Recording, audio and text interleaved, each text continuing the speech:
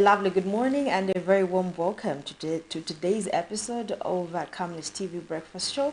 My name is Louisa, and of course I'm not doing the show alone. I am joined by my lovely ladies. Ladies, good morning and welcome. Good morning. Louisa, good morning viewers. My name is Amazing Amanda. It's good to be back on TV Space this morning. Definitely. My name is Sarah Chandamlanga, the one lady with 3 names. I think I'm going to give them, we gave you last time a name. So I think it's okay. I'll be using it on Christmas. You can, no, that was New Year. You can actually give me what's going to be my third name. You are lovely.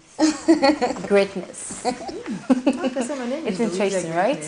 Yeah, it is interesting. So welcome to Camnet Breakfast Show right at Camnet TV, not just another channel.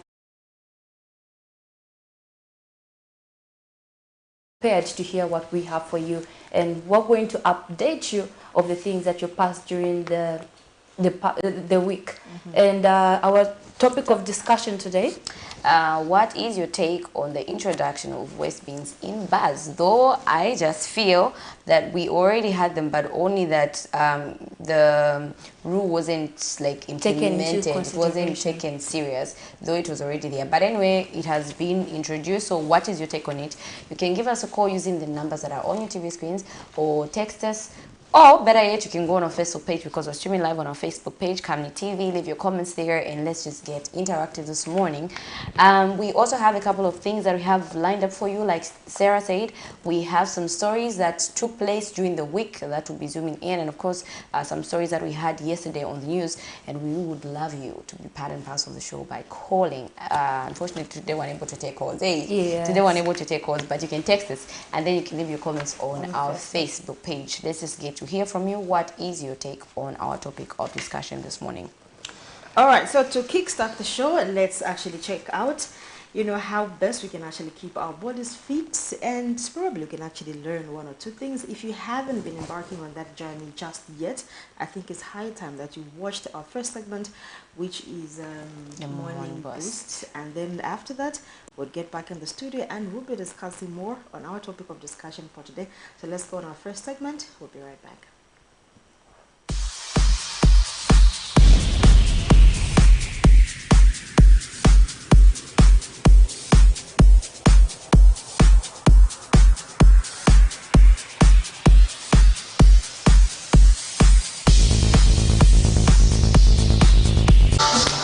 Ladies and gentlemen, I'm here with cholera, and we are gonna start with a stretch.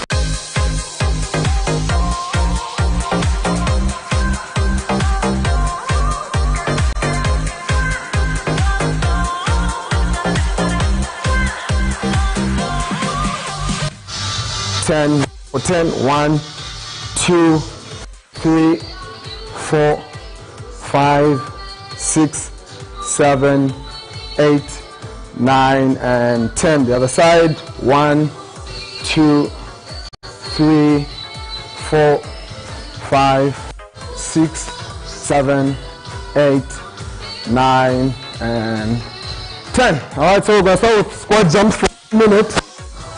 To squat, so squatting, knees don't move to the front or butt. 1 minute of those, the modified version. If you can't jump, let's go. We're starting. Up, up, up. Just like the modified version. Up, up, advanced.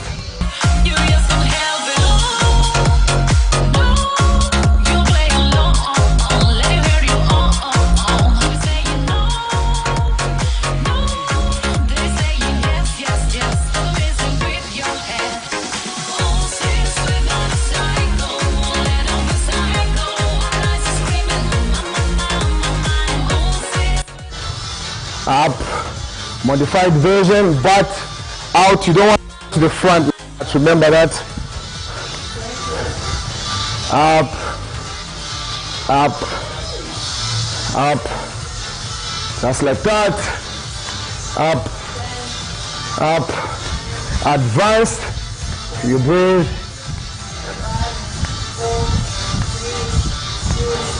Good. You should feel the bend. It's a very good bend. The next one for 1 minute, we're just gonna kick to the front. You kick. We're going for 1 minute. Kick, kick.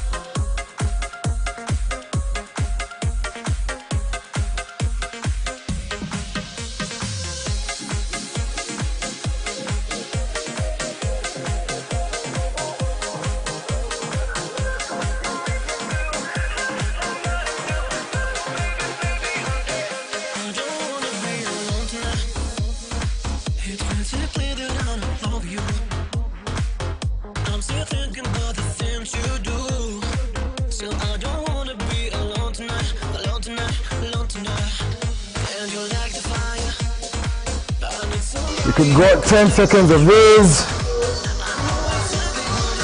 All right. Thank you so much. To the next episode.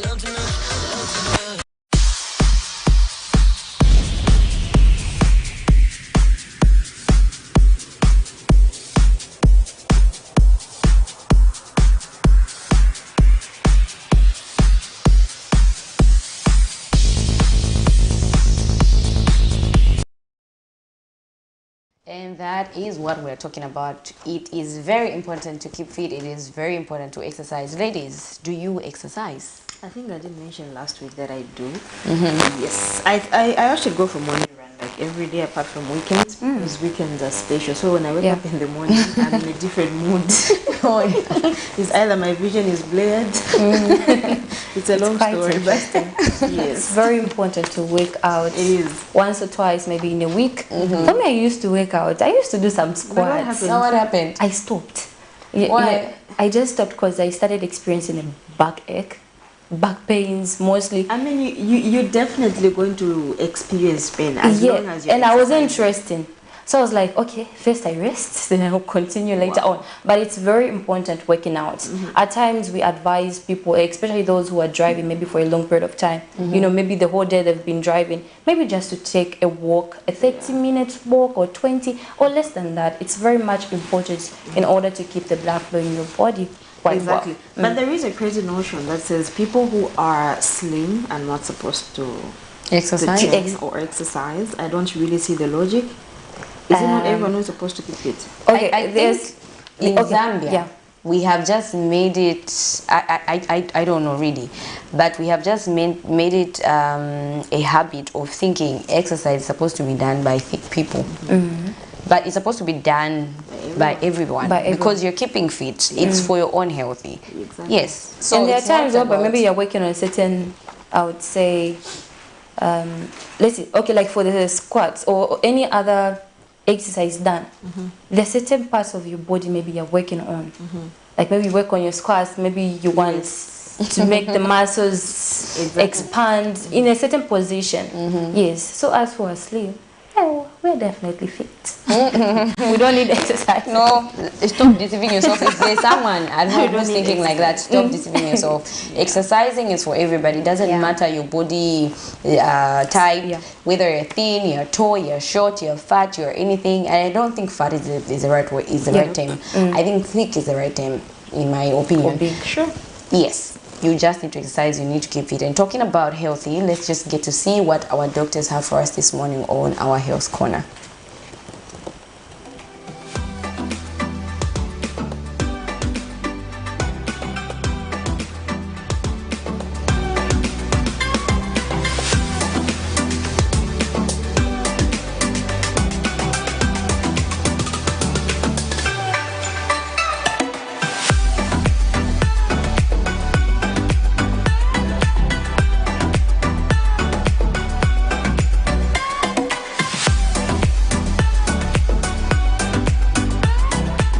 Hi, good morning and welcome to the health segment on the Breakfast Show.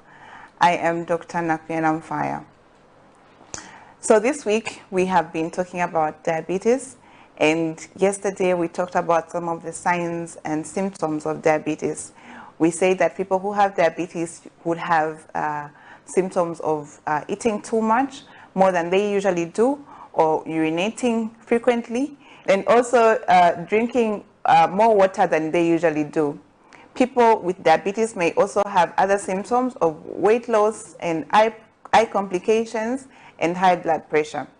So today we are going to talk about how diabetes is diagnosed and how it's managed in the hospital or even at home. So when you go to the clinic or go to the hospital and you feel like you have some of these symptoms of diabetes, they would usually have to do a random blood sugar. And this random blood sugar tests your blood. And if your random blood sugar is on the higher side, or it's more than 140 grams per deciliter, then you'd be considered as having prediabetes. So it would have to be done on several occasions, where they would have to test your blood sugar more than once to be able to ascertain that you actually have diabetes. There are some other tests that are done, such as fasting blood sugar, and this is where you fast from midnight until the following day, and then your blood sugar is checked, and if it's very high, then it means that you might be having prediabetes. And if your blood sugar continues to be high, your fasting blood sugar continues to be high for some time, then you'd be diagnosed as having diabetes. So that is how diabetes is diagnosed. There's some other tests that are done in the hospital, and when those tests are done, they can also ascertain that you have diabetes. So how can diabetes be managed, or is it curable? Is there a treatment for diabetes? So diabetes is not curable. There isn't a specific cure that you can take and diabetes is gone and you are not diabetic anymore. But it can be managed, and there are some medications that are given in the hospital that can be used to control your blood sugar and to control your diabetes. So once you have been diagnosed with diabetes in the hospital, you'll be started on some medications. And with these medications, you have to continuously take them every day. And as you take your medications, you have to make sure that you monitor your blood sugar as well, because your blood sugar can change in the morning, afternoon, evening, it changes. So you have to monitor your blood sugar every day, at least before you eat. And before you eat, whether it's your main meal or your snack, at least check your blood sugar so that you know how much it is, and then you eat and you take your medication. So it's important that you learn how to take your blood sugar on your own, because it has to be done even while you're at home. You will not only be doing this at the hospital, but even at home, you have to know how to take your blood sugar and check your blood sugar so that you know how much sugar is there in your body. And you can also be writing the blood, the results in a diary, so that you present it to the doctor when you go to the hospital. And once you do that, it's easy for them to be able to monitor how your blood sugar is being controlled at home. If your medication that they're giving you is controlling your blood sugar, or if there's need to change the medication or to increase how much medicine you're taking at home. So it's important that you know how to take your blood sugar even while you're at home. Then when it comes to the management of diabetes, there's something called HbA1c, and this is a test that is done to show whether you are managing your blood sugar well at home. It's able to tell whether you have been managing your blood sugar well for the past 3 months. So it's important that you stick to your medication, take your medications as prescribed, and so that your HbA1c can be in the normal range. Because if it's on the higher side, it means you are not controlling your blood sugar well. So these are just some of the treatments that I used in the management of diabetes. And so you need to discuss some of the treatments with your doctor and learn how you can manage your diabetes better, even while it's still at home. The other thing in the management of diabetes is your diet. Your diet needs to be controlled. You need to be able to eat foods that are wholesome. You don't need to eat foods that have too much sugar to prevent you from having high levels of blood sugar in your body. So you need to be able to work with a dietitian as well, who will be able to guide you on how much you should eat, what you should eat at which particular time. Most of the patients that have diabetes usually do not know exactly what to eat and how much to eat, because that's very important when you're managing your blood sugar, because you can be taking your medications, but if you're not controlling your diet and eating the right food, then your medicine or the medicine that you're taking is not going to be effective. So it's important that you manage your diet as well. So the other thing that you can do in the management of diabetes is being active. So you need to be able to exercise and take up the blood sugar that you're taking, or take up the sugars that you're eating, and also reduce on the insulin resistance, because we say that because they are not getting sensitized. So when you work out and exercise, your muscles become more sensitive to the glucose, and so you'll be able to take up more glucose from your body. So that is how you can manage diabetes, and make sure that you follow your prescribed medications and do as your doctors and your caregivers are. You should stop taking your medication. So you have to keep on taking your medication and stick to what you have been prescribed at the hospital. Talked about how you can manage diabetes, and that you should take your medications as you have been prescribed at the hospital, and also make sure that you're eating the right food. So you should be able to work with a dietitian to show you exactly how you should eat, and also keep active and take your medications continuously, because diabetes doesn't stop. The Breakfast Show on Camnet TV, and thank you so much for watching.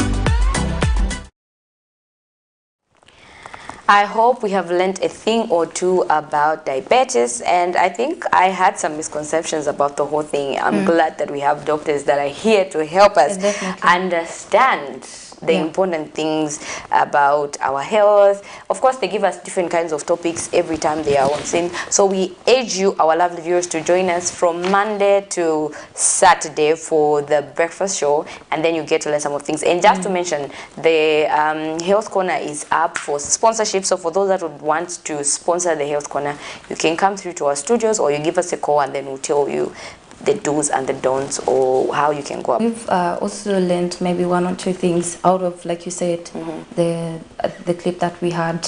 Diabetes has got so many symptoms, but once you get to have the symptoms of diabetes, maybe you start experiencing a dry mouth, numbness, you start experiencing so many things. Immediately you have those symptoms, please visit any health facility so that you can be helped and assisted. Yeah, in order not to complicate things, because again, if you maybe avoid certain things, it will end up resulting into another condition. Exactly, but also it starts with the intake of sugar, like how the sugar, how much sugar do you take? Yes.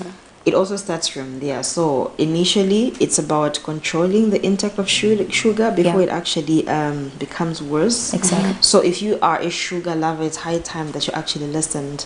And of course, sometimes you can even go sugarless if there's such English. Like me, I'm proud to say I do coffee without sugar. For me, I'm a sugar lover. I'm a sugar lover, but I think I'll listen up. I'm not a coffee lover. You're not? No. I'm a coffee lover. I'm not a tea lover. For some reason, I just don't like tea leaves. Oh, really? Yeah, unless if it's maybe a mint flavored tea leaves, then I can take tea. But otherwise, if not, for me, I want nothing to do with tea. Burn whenever I take coffee, so it's completely. It's for the strong. Yeah, it's for the strong. Okay. Yeah. So right about now, let's just run into the money markets. We see what we have on the money exchange, the foreign exchange. Sorry. The United States dollar is buying at 18.22 ngwe, and it's selling at 18.58 ngwe. The euro is buying at 19.70 ngwe, and it is selling at 20.09 ngwe. The South African rand is buying at 1.08 ngwe, and is selling at 1.10 ngwe. The British pound is buying at 22.19 ngwe, and is selling at 22.62 ngwe. That's what we have on the money exchange. That dollar. Where is it going? Like, why are you growing so fast? Why are you growing so fast? Why? Why are you appreciating so fast? Why? Imagine. We need you Definitely to reduce. Exactly. Because we're being affected big time. Because looking at the things, the glossaries, most of the things, the prices keep on increasing all times. And concerning maybe transportation, you find like maybe you're just moving from one place to another, or maybe from town to another place. You find it's at a very expensive fee. Do you know one funny thing about Lusaka? The moment I shifted in Lusaka, because I'm a corporate person, I discovered that if you're coming from a beautiful places, for lack of a better term, like Kawata, Kabalonga, you know, there are places that are near town, but you pay a higher amount in terms of transport. Yes. But if you're coming from like places like Kabanana, what you pay less. I think on the corporate. And I think Kabanana is one of the places that yes, like for me, I'm from Chungola, so most of the times maybe you're moving from maybe let me say Kabundi. Is it not about the distance that determines the amount? It should be the distance, think it's but not where you're coming from. No, it's not the distance. I don't think it's a distance. In Lusaka, it's not considered. It's different. It's definitely different. It is. In Lusaka, I think it's about the most populated place, or maybe the environment. Yes, the environment. They consider those things like, okay, this place is. But there are people like us, like I'm in Chile, but the people like us that really want to negotiate. Exactly. No matter where I'm coming from. Yeah. You know what I mean? Yes. The other time I was told to assist Mwasamba Mwawama Mbwere Apati Mupemba. From that time, I'm just like, I'm done with asking if I have enough. And if you've negotiated, but you have like 100 kwacha, maybe you've negotiated for 10 kwacha. You'll cry. Ah, definitely they are going to get something on top. For twins. Anyway, to the viewers, if you're just joining us, this is The Breakfast Show. You can come through with your comments and your contributions on our Facebook page, or you can text us using the numbers that are on your TV screens. Unfortunately, today we're unable to take your calls, so you can come through with your text messages. And the question that we're asking today is, what is your take on the introduction of waste bins in bus stations? So give us your thoughts. Let us know what you think about this. We know we have to live in a clean environment, and not only that, we need to also take care of where we are staying or where we're living. It's very important for our health. But anyway, let's just now get to the stories that we had in the news yesterday, or we're zooming into the stories that we had yesterday. And one of the stories that really got our attention was the Anti-Corruption Commission, the ACC, has indicated that the Ministry of Information and Media Director spokesperson Tawakawana did not commit any offense by getting a loan and purchasing a motor vehicle as a gift to his wife. So that's one of the stories that was trending, and it got people talking on social media. There was a lot of controversy on social media to say, why would a civil servant buy a vehicle from the showroom? And you know, and obviously everyone, they were actually alleging to say this could be like corruption. Maybe he actually got it in that, you know, not a straight way. But we are glad that the Anti-Corruption Commission has actually come to the rest of the story. It is now reached its conclusive part. They have investigators to say no, there was no corruption involved. There was no corruption. He actually got a loan, yes, to get a vehicle for the wife. And I remember a lot, you know, the public, I don't know if it is the public that actually got him apologized. He even apologized to the public. Oh, how humble. Zambians can humble you. Zambians can humble you. And you know, like I say, we have a lot of frustrated people in Zambia who just want to have a say in everything. They want to comment on everything. And when they're commenting, they're so hard with their comments, not even thinking or having their facts right. They just feel like, okay, I have an opinion and I should throw it over there without thinking about the consequences and everything. And now I wonder how they are feeling now that he has been cleared, his name has been cleared. Indeed, he really did get a loan to just get his wife a car. And it's good that the SEC came through. They made the work easy. And you know, the thing is, I don't know if it's just me, but of late we've had issues, especially last year. We had a lot of people that were being summoned to go to the SEC offices, and others were even in court.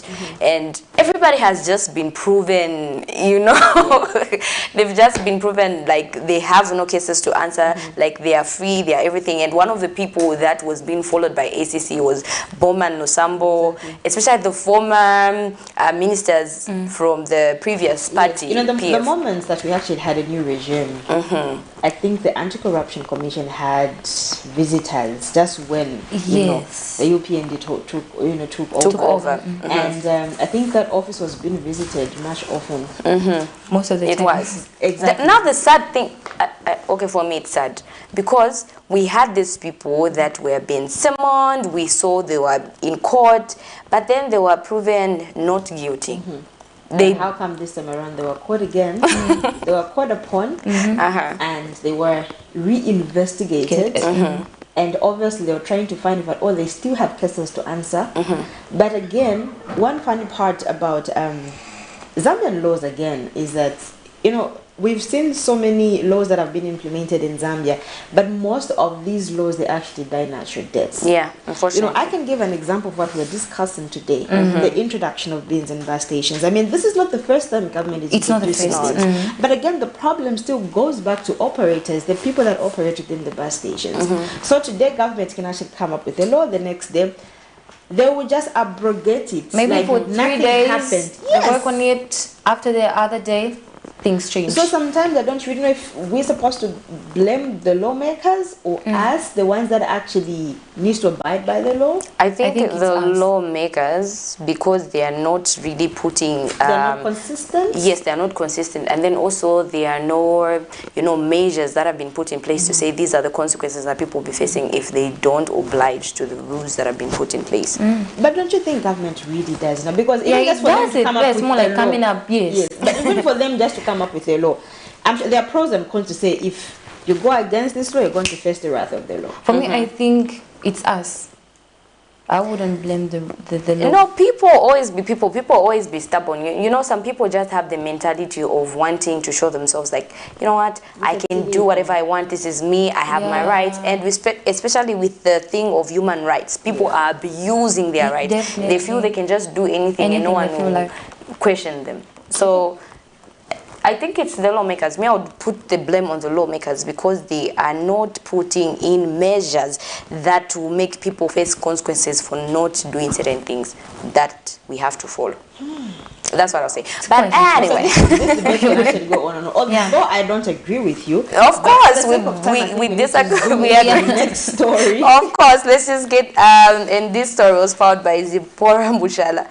The Citizens First CF Party has asked President Hakainde Hichilema to consider reviving some public offices for incompetence and misleading the head of state on various national matters such as load shedding. So maybe we zoom into that story, and then when we get back, we give you our views, and of course you can come through with your own views and contributions using the numbers that are on your TV screens. Unfortunately, today we're unable to take your calls, so just send us a text message or go on our Facebook page because we're streaming live, and leave your comments there. We'll be more than glad to hear your thoughts. The recent admission by the ZESCO board chairman that they misled the president has further shown the extent of the problem. Never in my living years have I seen an individual admit that they misled the head of state and remain in their position.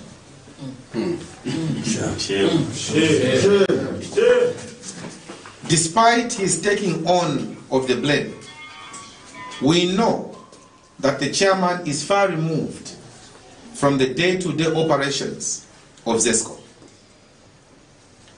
Which begs the question, was he too misled by the management of ZESCO?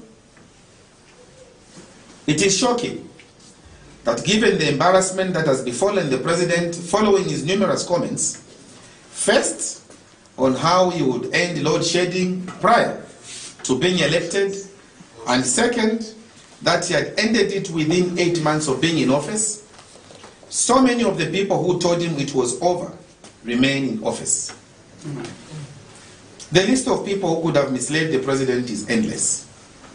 The Minister of Energy, the Permanent Secretary at the Ministry of Energy, his advisors at State House, and the entire ZESCO senior management, who are still in their positions.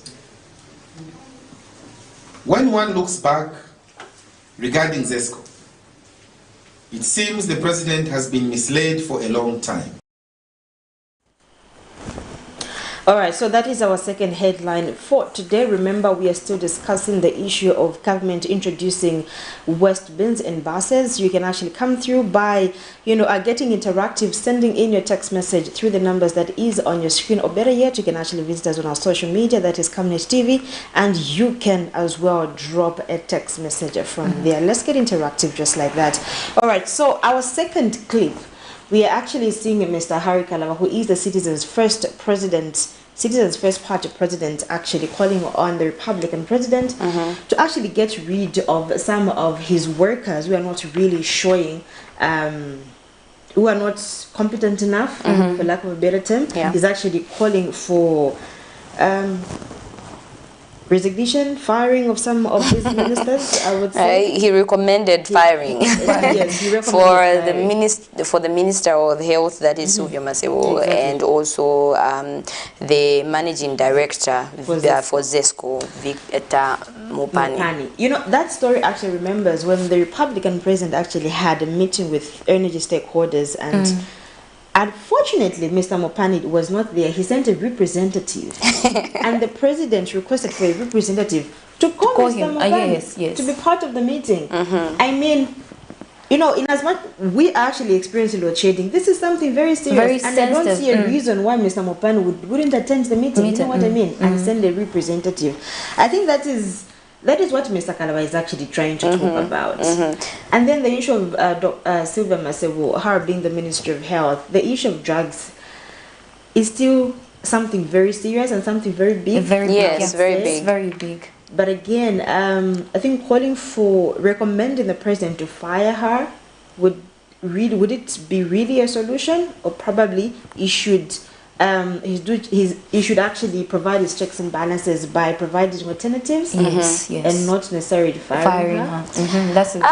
Well, I hope I'm not going to be hated for this. You know, I just feel like if people are being incompetent, if people are not, you know, working to the expectations, because we know that people need to have medication in hospitals, and they have been singing, she's been doing a lot of interviews where she's been saying, no, we do have medicines in hospitals, and they are saying 70% of medications are available in hospitals and any health facilities, of which is not true, because we have patients that have been maybe admitted and yes, and they're saying, so I don't really know whether the minister is giving information that she has, or to the president, or maybe it's, you remember I think last week on Saturday we talked about this, where it's possible that medication is there, but the people that are in charge of giving out medications are not giving out, they are holding to the medication. So if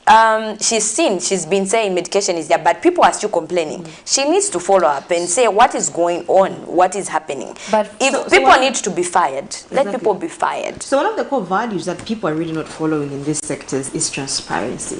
So that is what we are lacking. So if obviously we can work on that, I think we cannot have people that can be misleading the president, because in as much as you've put it, quite all right, we can have medicines. Yes. But the people that are actually in charge of the drugs, they don't release. If they are not transparent to the minister and to the president, then we have a problem. Definitely. So if we can have those people more transparent to the minister, obviously whatever the minister will be reporting to the president will be the truth. So in a situation, if these medical personnel are not releasing out the drugs to the patient, we're going to have the same problem over again. It goes back to her. It's tarnishing her name. So she has to make sure that she's making people work. People have to work. People have to do their jobs. If they're not doing their jobs, let them be fired. But if she's also quiet, everybody's been reluctant, then it's high time, because I think even in our homes where we come from, even schools, when you commit a crime, or when you haven't, you know, followed the rules, the laws of that institution that you belong to, you'll be given, yes, sometimes they don't really like fire you there and then, but you'll be given a letter of warning where they warn you, if this continues, then this is what we're going to do. I don't think people maybe have received, unless if we the public haven't just been informed. Maybe they have been warned and everything, or maybe they haven't been warned. So we're just asking. Me, I stand, not that I'm politicizing anything, but I would just want to see a place where you go to a pharmacy when you are sick. At a hospital, you are told, no, go to the pharmacy. You should be given medication, because it doesn't make sense where you have to go and buy Panadol. They are telling you, no, go and buy Panadol. Like, seriously. And then they are saying, no, there's medication in the hospital, 70%. But why is it that we're still being told to go and buy medication? So if people need to be fired, let people be fired. I mean, there's little medication that you can actually buy. Yes, because there are those that are expensive, but there are those that are just given for free to the citizens. You see? So if people need to be fired, let people be fired, so that people learn. Exactly. All right, let's zoom into our third headline for today. Our third headline. It is the Minister of Local Government and Rural Development, Gary Nkombo, has urged the bus drivers to ensure that their buses have waste collection bins to prevent the trend of passengers throwing waste materials, would say, from the windows. Let's just look at the headline. Sanitation has always characterized public facilities like bus stations and markets in Zambia's capital city, Lusaka, as well as around the central business district, CBD. This is due to littering, as people throw litter indiscriminately, while others claim that there are not enough bins available. The Kulima Tower Bus Drivers Association has therefore challenged bus drivers and traders in markets to come up with initiatives aimed at reducing the problem of poor waste disposal to complement the work of local authorities.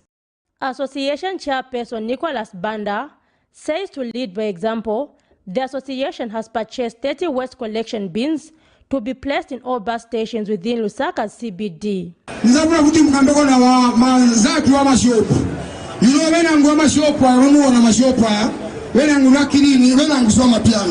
So you find the muntu every day agulisa azabu muteka pamene agulisia.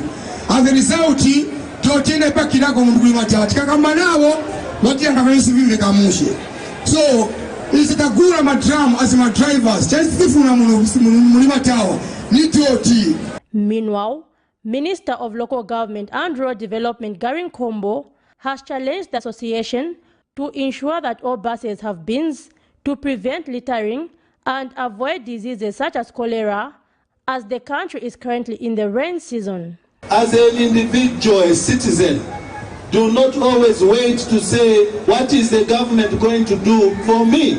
You must say, what shall I do for the government? Because the government is the people.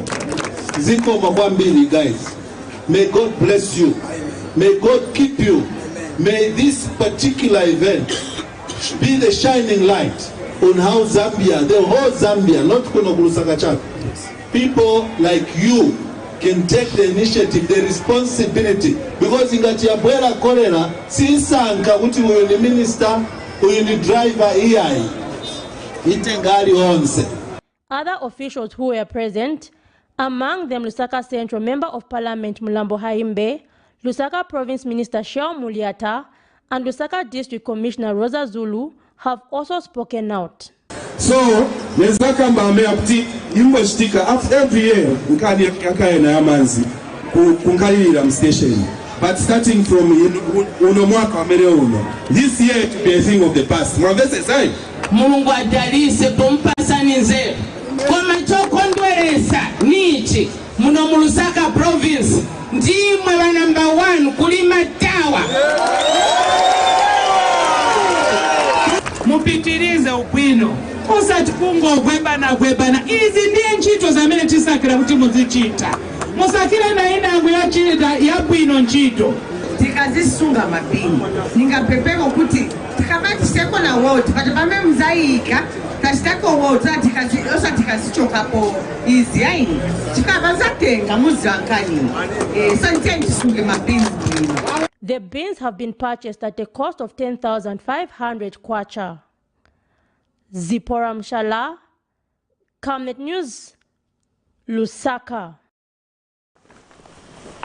And that's what we have on the headline that we just zoomed in. And I just, it's really good that they have introduced the bins in the bus stations, and also introduced the other thing, bins in the buses as well. Because there are times whereby you find a person or a passenger in the bus throws a banana leaf outside. I was watching a clip yesterday, Mr. Mwelwa. Yes, Simon Mwelwa. That's it. Mwelwa. Yes. Is it Mwelwa or Mwelwa? Mwelwa. Okay, yeah. A passenger threw a paper outside. He picked it. I laughed. And through that, I hope people learned one or two things. Yeah, it actually looks simple, or it actually looks crazy. But I mean, this sanitation issue still starts with us. I mean, I think last week we were discussing garbage. Yes. People that just throw garbage anyhow in the markets, and then it becomes a pile of garbage. It starts with you again. Exactly. Because if I litter right now, even the next person ballast, it's going to be a power Yes. cut. So I think the introduction of waste bins in bus stations, I think is a very welcome move. Yeah. But again, how best are we ready to make sure that we keep them, to make sure that we even advocate more to others that don't really know the use or the importance of bins in bus stations. So drivers, you know, this call is upon you. You've got a huge task. Yeah. Even the people that are found in the station, in stations, the station operators, this is actually a huge task on your part. You need to ensure that the bus stations are clean all times. Yes. So then I also love the part where the minister is also urging bus drivers to introduce bins inside buses, not just outside. I think it is also important. You find that there are people that are eating on the bus, and you know, depending on if you're seated kunuma, the back seat, which part of kunuma? No, it's not the same. Yeah, and that's the sad part. But at least for me, I don't know. I think it's only just Lusaka buses. But if you are going on a long distance, maybe like Lusaka to Livingstone, if you are using certain buses like you have mentioned, we're not really promoting anyone, please. We're not promoting anyone. The thing is, some buses do have waste bins. Yeah. When you're done eating, there's that guy who's always moving. Here you can throw, in what here you can throw. But some people will just be just them. They'll just be them. Okay, they'll just be throwing things. And I think they're going to ignore it because looking at certain places, near places, so there'll be times whereby someone is eating something and maybe he or she finishes the same thing that is of garbage, I would say. As a child, bus and say, I start again throwing the bin. You get. I think there should be penalties for people who throw things anyhow. No, you can't say. You know, that's the more reason we are saying we have laws in Zambia. But they're just I don't know if we the people are so reckless not to follow, or we actually get started too quickly. I don't know. We just give up on ourselves, like it's just 1 or 2 days. Because I think I've been on buses where people eat something and then they want to throw either the peel or the piece or something or a pack of something. People will just throw on the window and everybody will just be quiet. Yeah. They will notice that person has thrown something and everybody will just be quiet. I think I also do it. Let's just yes, I think everybody should start. We should take it upon ourselves to say, if Louisa throws something there and I know it's not supposed to be there, I should make you pick it. Thank you. I think that way it will work, because someone will be embarrassed. Okay, if I throw this, I'll be embarrassed. They'll bring it back to me. So it is better conscious to say, no, this is not right. Yeah, exactly. Just to avoid certain diseases. Talking about diseases. Sanitation. We actually go to a neighboring country that is Malawi, where the cholera outbreak is worst in 2 decades, and it has actually reached the grim mark of 750 deaths. Now, according to Malawi's health minister, cases continue to rise across the country, despite some encouraging signs in some areas. Now, this is the worst part, where the cholera outbreak was declared in March last year. And so far, Malawi, or let me say the authorities have actually recorded almost 23,000 cases. 23,000. All right, so let's actually do a roundup of international news and beyond the borders.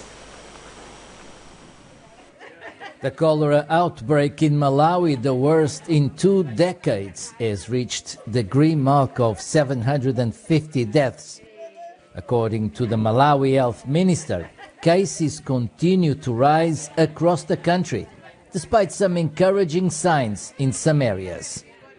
We continue to record a rising number of cases across the country, despite signs of reduced transmission and deaths in a few areas. We would like to commend those that are availing themselves for treatment. The cholera outbreak was declared in March last year. So far, the authorities recorded almost 23,000 cases. tinakampira kuti anabwera 2.9 million doses We received 2.9 million dosages of the cholera vaccine, but as we speak, we have about 40,000 left. It means Malawians avail themselves for the vaccine. What is worrying, however, is that those that receive the vaccine are not the ones at high risk. Those that are in high risk are proving difficult to convince to take the vaccine. According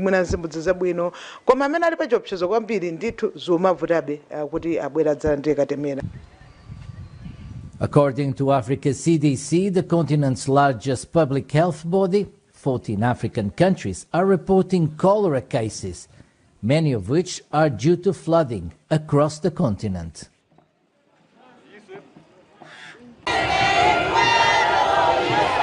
Demonstrators march on the streets of the capital, carrying the photos of the dead and banners portraying President Dina Boluarte as a murderer.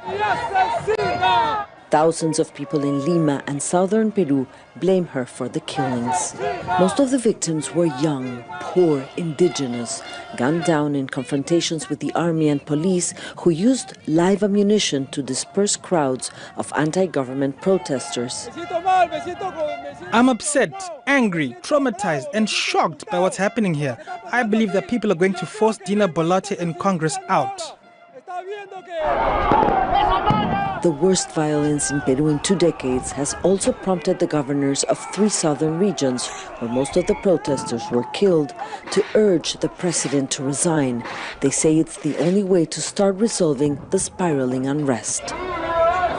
Gisela Ortiz lost a brother in a massacre. When Alberto Fujimori was in power, she says the current government must go. I think that a government that has presided over so many deaths is unsustainable. We are all in favor of democracy, but it does not make sense if they don't respect the lives of the people. But Prime Minister Alberto Otárola says Boluarte is in control and stepping down is out of the question. I want to say it very clearly. The president is not going to resign. That will not happen, because leaving the presidency would be to open a very dangerous door to anarchy and misgovernment, and that will not happen. In Puno, in the south, families of the 17 people killed by security forces in Juliaca earlier this week held a funeral procession accompanied by thousands of mourners. Dina, you killed my husband. Why? I hate you, Dina. From above, the scale of the destruction in Soledar is clear, and so is the danger. Smoke billows above buildings as a Ukrainian armoured vehicle weaves through what's left of the eastern Ukrainian town on a mission to evacuate injured servicemen. Ukrainian military officials say the situation in Soledar is critical, but that their soldiers are holding on. The situation is difficult but stable. We are holding back the enemy. Nobody leaves their positions. We are fighting back. Some Ukrainians fighting in Soledar say they need more ammunition and backup. Ukraine's president says that they'll get everything that they need. We have analysed in detail the decisions needed, the reinforcements needed, and the steps to be taken by commanders in the coming days. We have also discussed the situation with the supply of weapons and ammunition to the troops. For months, Soledar has been the scene of relentless and intense fighting. But Russia's defense ministry now says its forces have taken Soledar. On the evening of January 12th, the liberation of the city of Soledar was complete, which is important for the continuation of successful offensive operations in the Donetsk region. Earlier, Russian mercenary group Wagner posted a video online saying that its fighters were already in town. Russia has focused on taking Soledar as part of a push to capture the entire eastern Ukrainian Donbass region, but it has come at a very high price. Russian and Ukrainian losses have been high. For civilians, the situation has been devastating. Most people have fled Soledar, but more than 500 people remain, including children. Ukrainian forces are racing to try to evacuate them while there's still time. Sad, sad, sad for Malawi. Exactly, sad for Malawi. And of course, Malawi, it being a neighboring country, I think we're neighbors, so we are likely to be, affected somehow. In fact, actually we are. The say if you're not infected, you are affected. Exactly. So we are affected, and we're just hoping that the situation changes, because the number of people dying is massive. Yeah, exactly. And of course, with the introduction of waste bins, I think it's actually a good indication, because it's actually one way of cushioning cholera, and especially that we are still in the rainy season. Exactly. So I think it's still up to us to keep ourselves safe and clean. Definitely. Anyway, I think we can come to the conclusion. Yes. Must come down. We need to wrap up the show. Yes, and of course today we were discussing the introduction of waste bins in bus stations, and of course the ministry, or rather the Minister of Local Government, Mr. Garin Kombo, urging bus drivers to introduce waste bins in buses, which is actually a good move. Yes. Thank you so much for watching the show. Unfortunately, today we couldn't have or receive phone calls because of technical issues beyond our control. But of course, next week we can assure you that we will be getting interactive with you through phone calls. But for today, bear with us. But thank you so much for sticking around and watching the show from inception up to the end. It's been awesome. So, yeah. For us here. For me, Sarah Chandamanga, it's a good day and blessed week as well. And of course, for me, amazing Katamanda.